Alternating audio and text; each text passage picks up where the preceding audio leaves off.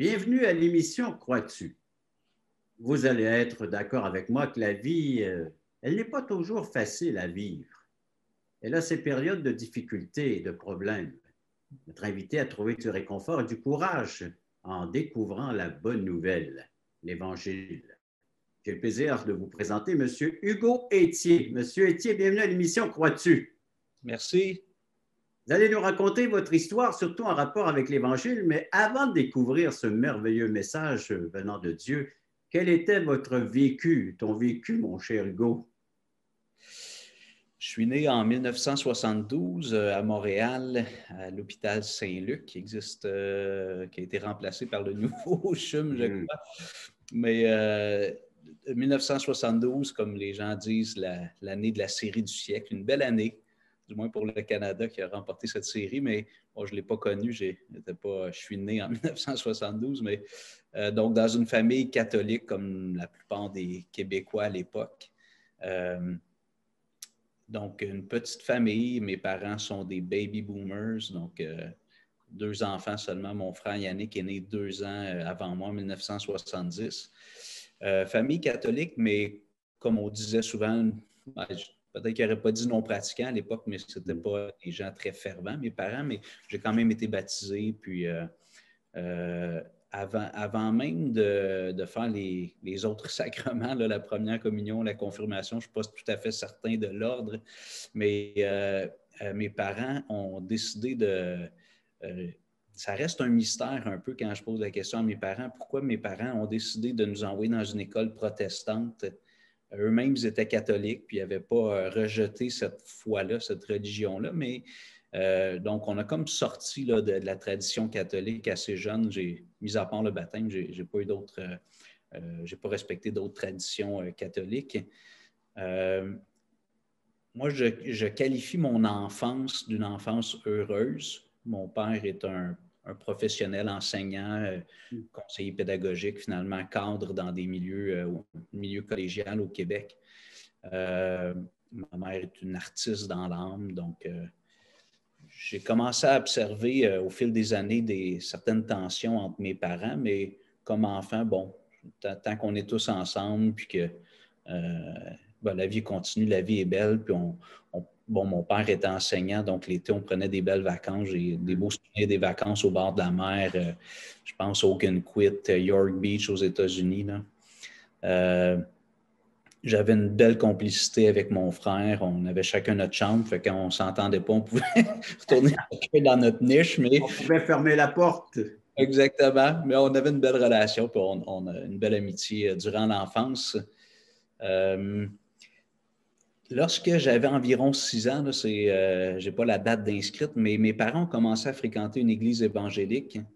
C'était justement, ils ont rencontré un chrétien évangélique sur le comité de parents à l'école protestante où mon frère et moi à Lyon. Puis, ils ont rencontré cette personne-là. Puis, de fil en aiguille, il leur a parlé de la foi en Jésus. Puis, mes parents ont commencé à aller à l'église évangélique. Alors là, moi, j'ai intégré ce qu'on appelle l'école du dimanche, l'enseignement adapté pour les enfants le dimanche matin. On m'a appris des histoires de la Bible. Donc, disons que la foi était semée ou la connaissance de Dieu était semée dans mon esprit. Puis, je pense, comme la plupart des enfants, on accepte facilement ce que nos parents croient. On aime nos parents, puis pour nous, c'est crédible tout ce que nos parents croient. Alors, moi, j'ai accueilli ces réalités-là. Mais je n'avais pas fait de rencontre personnelle avec Dieu durant cette période-là, mais j'avais une connaissance, puis je parlais à Dieu des fois en priant. Malheureusement, lorsque j'avais 11 ans, mon père a quitté le foyer, puis ça a fini par un divorce. Mon père avait arrêté de fréquenter l'Église depuis quelques années. Déjà, il était venu peut-être pour une période de 2 années, là, quand j'avais 6, 7, 8 ans. Là. Et là, ça a vraiment comme chamboulé mon enfance. La façon que je le décris, pour moi, la maison, la famille, c'est un oasis de paix, de bonheur, de sécurité. Et là, mon père qui quitte le foyer, ma mère qui est triste à tous les jours. Moi, je suis brisé en dedans de moi, je suis triste à tous les jours aussi. Avec la lourdeur, c'est ça, l'insécurité s'installe chez toi et chez les autres membres de la famille. Oui, puis sais, ce qui était avant l'oasis, un peu de bonheur, de paix, est devenu comme, bon, l'image ou le mot que j'ai maintenant comme adulte, c'était comme un salon mortuaire maintenant. Au lieu d'être un endroit tu sais, de quiétude puis de joie, c'était... mon frère venait d'entrer dans l'adolescence. Moi, j'étais à la porte de l'adolescence. Puis, je me souviens avoir parlé à Dieu dans ce moment-là d'extrême douleur là, émotionnelle, puis d'avoir demandé à Dieu de restaurer. Tu sais, je disais, ramène papa à la maison. Puis, je sais que c'est pas Dieu qui est responsable de ça. Puis, on fait des choix, les êtres humains, puis on est libre de faire nos choix. Là, Dieu nous laisse choisir. Puis, alors, mon père n'est pas revenu. Puis, j'ai un souvenir clair d'avoir à ce moment-là exprimé à Dieu que, étant donné qu'il ne venait pas comme soulager ma douleur en répondant à ma prière, j'allais faire ma vie sans lui. Alors, ça a été peut-être la pire décision que j'ai prise dans ma vie, mais à l'âge d'11 ans, 12 ans, là, j'ai dit, Dieu, écoute, je vais faire ma vie sans toi finalement. Je vais m'organiser par moi-même. Puis j'avais cette foi en Dieu que Dieu était le Tout-Puissant, donc un peu comme le génie dans la lampe. Tu sais. Oui. Il aurait pu exaucer mon vœu, puis il ne l'a pas fait. Alors je lui ai comme reproché ça, puis j'ai fait le choix de... Une déception envers Dieu. Oui. Mon cher Hugo, on va s'arrêter pour une courte pause et puis nous revenons après la pause pour connaître la suite de ton histoire. Parfait.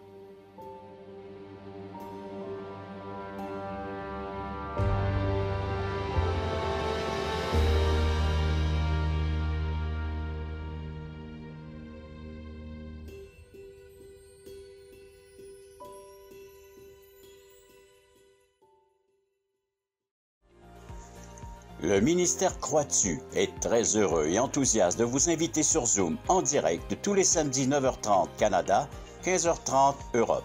Nous vous présenterons des témoignages d'espoir vivants et percutants qui nous ramènent à l'essentiel, la Bible, la parole de Dieu et l'assurance d'une vie éternelle en Jésus-Christ. Pour participer à notre réunion Zoom, allez simplement sur notre site web croixdessus.ca et cliquez sur le bouton. Nous vous attendons en grand nombre. Hugo, juste avant la pause, tu nous parlais de ta déception envers Dieu, alors qu'un peu comme la lampe magique, hein, tu dis tu frottes ça, puis tu devrais avoir une réponse subite qui t'arrive, là, mais ce n'est pas le cas. Tu es peiné parce que, bon, papa a quitté le foyer, et puis tout ce qui s'installe chez toi, c'est de l'insécurité, puis l'âme est troublée, en tout cas ton esprit, l'être, l'insécurité n'est plus là. Et tu parles à Dieu, tu dis, garde, je vais vivre sans toi. Mais tu viens de nous dire, juste avant la pause aussi, que c'était une des pires décisions de ta vie.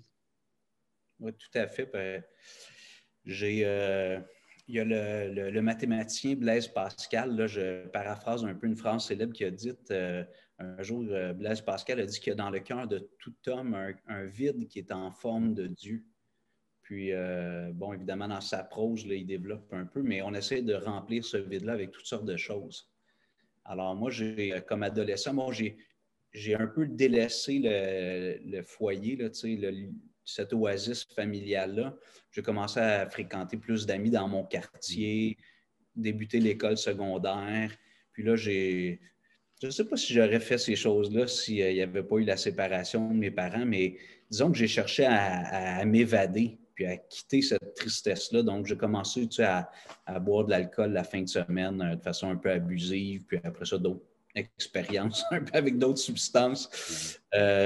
Commencer à faire des mauvais coups, là, tu sais, j'étais pas un bon étudiant non plus à l'école. Je n'étais pas un grand délinquant, mais je n'étais pas un élève modèle. Je cherchais à avoir de l'attention. Puis je pensais à ce moment-là que ce qui allait pouvoir combler ce vide intérieur, c'était la gloire humaine, la richesse.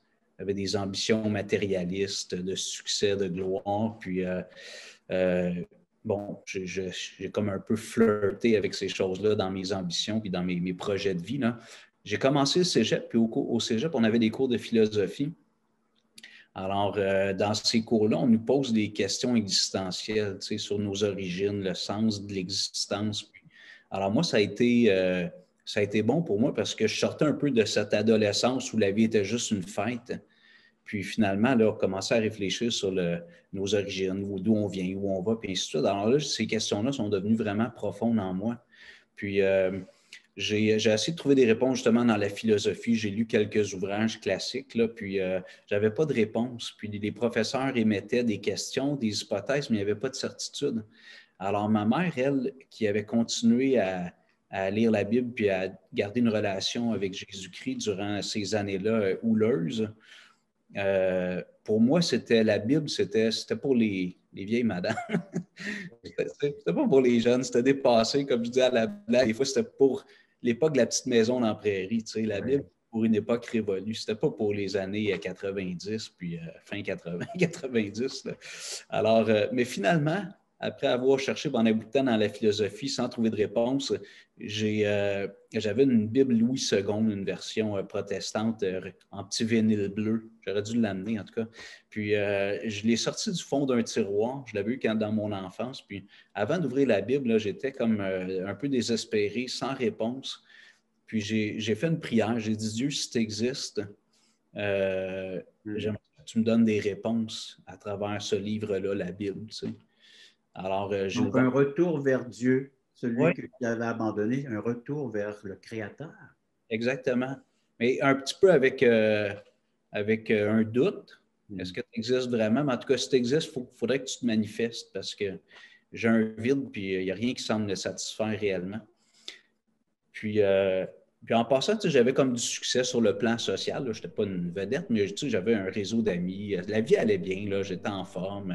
Les études allaient bien au cégep. Puis là, j'ai ouvert la Bible, puis dès le début, les premiers versets, au commencement, Dieu créa les cieux et la terre. Donc là, ça a été vraiment comme un éveil pour moi à partir des premières phrases de la Bible. Dieu répondait à une des questions que j'avais, d'où on vient. Sans détour, là, sans avoir besoin de justifier. Juste Dieu a tout créé en 6 jours, puis entre autres l'être humain la 6e journée. Et là, vraiment, il y a quelque chose qui s'est passé dans ma vie. La Bible est devenue vivante, puis Dieu existait. Là. Et là, pendant plusieurs mois, j'ai lu la Bible en privé, je ne l'ai pas dit à personne. Puis je voyais mon cœur, puis mes affections, mes valeurs qui changeaient. Puis ça, c'était comme un peu malgré moi. Moi, tout ce que je faisais, je cherchais Dieu. J'avais cette soif de connaître Dieu. Puis quand même, pour essayer de faire une longue histoire courte, j'ai lu la Bible à partir du début, ce qu'on appelle, pour ceux qui étudient la Bible, la loi, donc les 5 premiers livres, entre autres, mais finalement, tout l'Ancien Testament. Et la loi, elle a eu cet effet dans ma vie, entre autres, si je prends le résumé, les 10 commandements, il y a une conviction de péché qui s'est installée dans mon cœur, puis c'était de plus en plus fort. Je réalisais que je ne respectais pas la volonté de Dieu, j'étais bien loin de ça, mais j'avais soif de ce Dieu, puis je me disais, je suis inadéquat, je ne suis pas acceptable devant un Dieu qui est si parfait, puis qui a des standards de moralité qui sont parfaits. Moi, je suis tellement à côté. Alors, cette quête-là de Dieu s'est transformée par une quête j'avais besoin comme que Dieu m'affranchisse ou me délivre de cette misère-là intérieure. Et il y avait un fossé infranchissable entre Dieu et toi. Oui, c'est ça, mais comme plus ça allait, plus j'avais soif de lui, mais plus je me sentais inapte à être en relation avec lui à cause de mes fautes. Là. Comme je dis, je n'étais pas un grand criminel, mais j'étais un être humain avec toutes ses faiblesses. Une séparation. Oui. Et là, j'ai demandé à Dieu, il faut que tu me donnes une solution. Il doit y avoir une solution. Puis j'ai commencé, je ne sais pas si c'est à ce moment-là, mais je pense que j'ai lu toute la Bible. Là. C'est vague un peu, mais pendant plusieurs mois. Là. Puis je suis arrivé dans le Nouveau Testament. Et là, il y a un verset qui est revenu à ma mémoire que j'avais appris tout jeune à l'école du dimanche à l'Église évangélique. C'est dans l'Évangile de Jean. Alors, j'aimerais lire quelques versets, Régent, si c'est correct. Jésus dit à Nicodème, qui était un homme religieux de l'époque, on va dire un docteur en théologie. Jésus dit à Nicodème, en vérité, je te le dis, si un homme ne naît de nouveau, il ne peut voir le royaume de Dieu. Au verset 5, Jean 3, là j'ai lu verset 3, verset 5, Jésus répondit, en vérité, je te le dis, si un homme ne naît d'eau et d'esprit, il ne peut entrer dans le royaume de Dieu. Et là, moi, j'ai dit à Dieu, il faut qu'il se passe un miracle en moi. J'ai besoin de vivre, je n'ai probablement pas ces mots-là dans ma bouche à ce moment-là ou dans mon esprit, mais je dois vivre une renaissance. Il faut que tu fasses quelque chose, c'est trop inaccessible pour moi. Et un peu plus loin dans le même chapitre, Jean 3, verset 13, Jésus est toujours dans ce dialogue avec Nicodème, puis il lui dit, « Personne n'est monté au ciel, si ce n'est celui qui est descendu du ciel, le Fils de l'homme qui est dans le ciel. Et comme Moïse éleva le serpent dans le désert, il faut de même que le Fils de l'homme soit élevé, afin que quiconque croit en lui ait la vie éternelle. Car Dieu a tant aimé le monde qu'il a donné son Fils unique, afin que quiconque croit en lui ne périsse point, mais qu'il ait la vie éternelle. » Et ça, c'est le verset qui est revenu dans mon esprit, segment par segment, car Dieu a tant aimé le monde.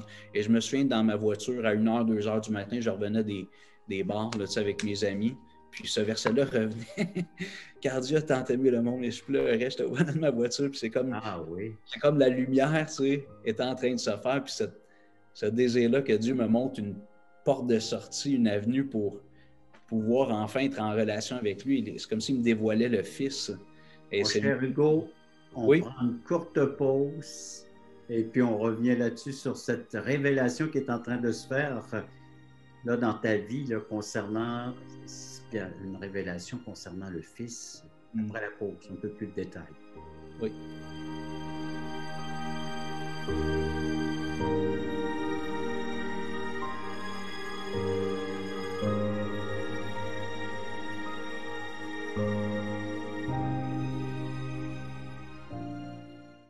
Le ministère Croix-tu est heureux de t'inviter à une étude biblique en ligne. Plusieurs écoutent régulièrement ces témoignages de conversion qui ont tous un point commun. Ils ont reçu Jésus-Christ en tant que sauveur personnel. Tu as des questions existentielles? Dieu, la vie, où je vais après la mort? Tu veux en savoir plus sur ce salut éternel? En te rendant sur la plateforme croitu.ca, tu trouveras le lien qui te conduira à une étude et partage de l'Évangile selon Jean tous les mardis soirs 20h. Je vous attends grand nombre.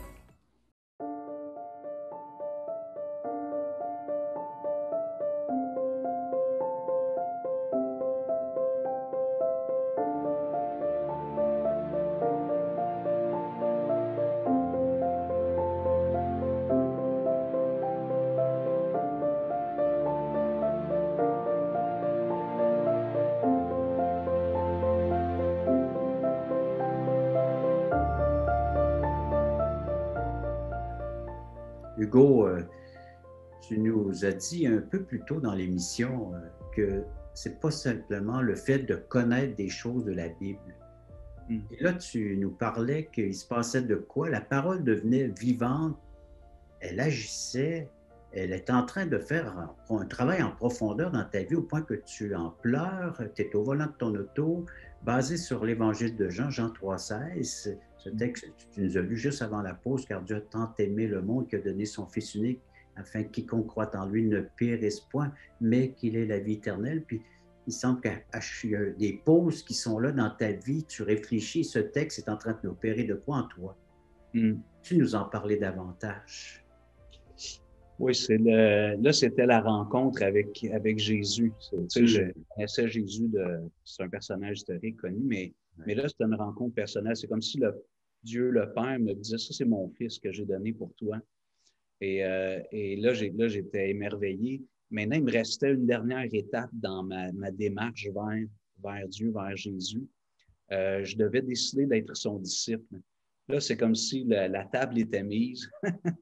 Le festin était là devant moi, puisque j'ai dit, Hugo, maintenant, il faut que tu viennes à table, il faut que tu viennes me rencontrer.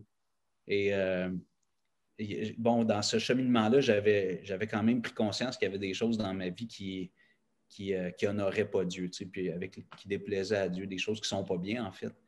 Puis, alors, j'étais un peu tiraillé. Qu'est-ce que mes amis vont dire? 19 ans, un gars, tu sais, qui vit plus pour une vie de popularité superficielle, tu sais, puis qu'est-ce que mes amis vont dire, tu sais, je vais à l'église, je crois en Jésus. Fait que là, j'ai lutté quelques semaines avec ça, puis finalement, j'ai lu dans Marc 8, 36, quand Jésus dit « Que sert-il à un homme de gagner tout le monde s'il perd son âme? Que donnerait un homme en échange de son âme? » Et là c'était comme le dernier coup de marteau. Là, j'ai dit, OK, moi, ce que je veux, c'est toi, Jésus. Tu sais, ce que je veux, c'est Dieu. C'est le monde, ça passe après. Et je me souviens aller dans ma chambre, fermer la porte, me mettre à genoux à côté de mon lit, puis dire à Dieu, là je rends les armes, il n'y a plus de résistance. C'est toi, Jésus, qui est maintenant le capitaine, le chef, le capitaine de mon âme, comme disait Nelson Mandela. Tu vas me mener à bon port, Seigneur. Et là, ça a été le début d'une vie nouvelle. Ce que j'ai vécu à ce moment-là, c'était un soulagement. Il y avait beaucoup de larmes parce que c'était beaucoup d'émotions, mais un soulagement. Moi, l'image que j'ai, c'est un peu comme si j'avais un sac à dos rempli de roches qui venait de tomber dans mon dos. Là, il était là, c'était l'eau, puis enfin, j'étais libéré de ça. Et mes valeurs ont changé. Comme Jésus dit à Nicodème, je suis né de l'esprit, j'ai vécu une expérience, mais je n'ai pas vu de lumière. Il n'y a eu rien de visible, mais en dedans de moi, il y a eu une renaissance. Et mes valeurs ont changé. Le chemin se faisait déjà, mais là, j'étais rentré à ce moment-là, j'ai passé un petit bout, mais j'étais rentré à l'Université du Québec à Montréal en actuariat. Donc, moi, j'aimais les mathématiques, puis je ne comprenais pas trop c'était quoi un actuaire, mais je savais que tu pouvais faire un gros salaire. Puis, il fallait être bon en maths. Fait que c'était deux choses qui m'intéressaient. J'étais bon en maths, puis je voulais faire beaucoup d'argent. Alors, rapidement, là, dans cette première année-là, mes premiers mois de nouvelle vie avec Jésus, j'ai dit, bon, je suis dans ce programme-là juste pour l'ambition financière, matérielle. Puis finalement, j'ai décidé de me réorienter en enseignement des mathématiques au secondaire. Puis je pense qu'inconsciemment, ce qui se passait, c'est que ce qui devenait important pour moi, c'était plus vraiment les choses matérielles, mais Dieu, puis d'aider mon prochain. Alors, en étant professeur, j'allais aider les adolescents un petit fragment dans leur vie, dans leur développement. Et donc, je suis allé en enseignement des mathématiques. J'ai terminé mes études, j'ai rencontré une femme formidable, Lynn, mon épouse, qui est handicapée visuelle. Avant d'être chrétien, je pense que je me serais jamais engagé dans une relation à long terme avec une femme qui a un handicap, mais pour moi, c'était devenu accessoire. Ce que je voyais, c'était la beauté de son âme, la beauté de cette femme-là qui aimait Jésus, elle aussi. Alors, on s'est mariés en 1995. On a eu 4 beaux enfants en 4 ans. Alors maintenant, ils sont tous adultes. Ils sont en train de faire lentement leur chemin dans la vie. Puis, de fil en aiguille aussi, je dirais ma passion pour la Bible, pour l'enseignement aussi, c'est de déplacer des mathématiques vers la Bible. Puis, d'autres calculs que tu fais maintenant dans ta vie. Pardon? Tu fais d'autres calculs que les mathématiques. On investit. Calcule ce que l'Évangile peut rapporter. Oui, où ça compte vraiment, c'est ça. Ouais. Alors là, maintenant, je suis dans le travail pastoral. J'ai fait un petit retour. Je fais une journée par semaine aussi dans une école. J'avais ce besoin-là de reconnecter un peu avec cet environnement-là, avec les gens dans l'enseignement, dans les écoles. Mais je suis pasteur. J'ai été en formation à Longueuil, finalement à Rivière-du-Loup pour 12 ans dans le Bas-Saint-Laurent, puis de retour à Montréal depuis 2018. Donc, tu as trouvé le Dieu réconfortant, puis on va en parler un peu plus, si tu veux, après la pause. Oui.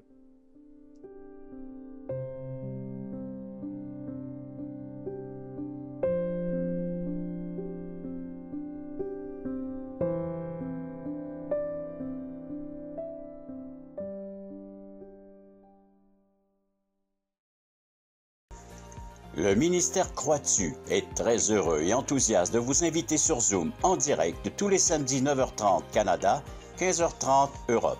Nous vous présenterons des témoignages d'espoir vivants et percutants qui nous ramènent à l'essentiel, la Bible, la parole de Dieu et l'assurance d'une vie éternelle en Jésus-Christ.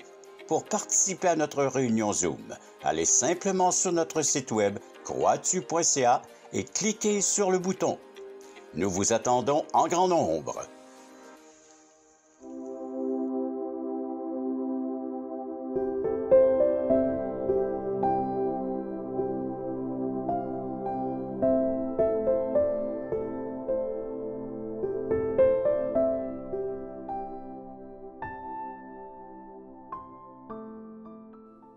Hugo, tu nous as parlé que finalement, c'était plus qu'une connaissance, que de connaître les textes bibliques, que connaître qu'il y a un Dieu. Tu as expérimenté sa présence et elle continue, cette présence, à animer ta vie, à être là comme le Saint-Esprit. Le Seigneur Jésus-Christ est devenu ton Sauveur Seigneur.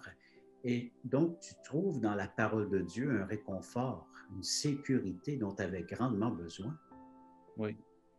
Oui, tout à fait. Puis, on aime prendre l'image souvent de quand on comprend qui est Jésus, puis on décide de s'embarquer dans cette vie nouvelle avec lui-là. C'est un peu comme quelqu'un qui conduit sa voiture, puis tout d'un coup, il rencontre Jésus sur le chemin, puis après, on l'invite comme passager pendant un bout de temps. Jésus, sur le siège passager, puis à un moment donné, Jésus nous fait réaliser que ça serait mieux qu'il prenne le volant.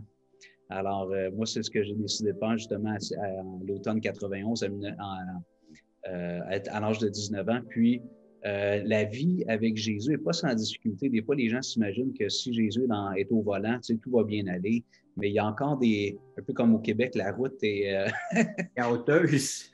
Chaoteuse. Des fois, la vie n'est pas toujours facile. Comme disait mon épouse est handicapée visuelle, elle est née comme ça, mais en laissant Jésus prendre le contrôle de sa vie, son handicap est resté là. Alors, puis on a vécu des moments des fois plus mouvementés dans nos vies, là, à différentes périodes de nos vies. Puis, ce qui est fantastique, c'est d'être chrétien, c'est que Jésus il est en charge, il est présent. Des fois, humainement, émotionnellement, on se demande s'il est là parce qu'on trouve que ça va vraiment pas bien, mais après coup, on regarde, là, puis Jésus était vraiment là, toujours dans le ciel du chauffant. Puis il nous mène à la bonne place. C'est fantastique. C'est pas sans difficulté, mais on a le bon gars de notre bord. Nous ne connaissons pas la route dans laquelle nous sommes en train de rouler, de suivre en tant qu'humains, mais lui, il connaît notre route à l'avance.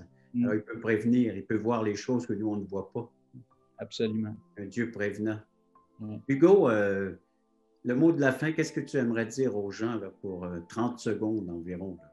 Ben moi, je souhaite à tout le monde de vivre cette aventure absolument merveilleuse avec Jésus.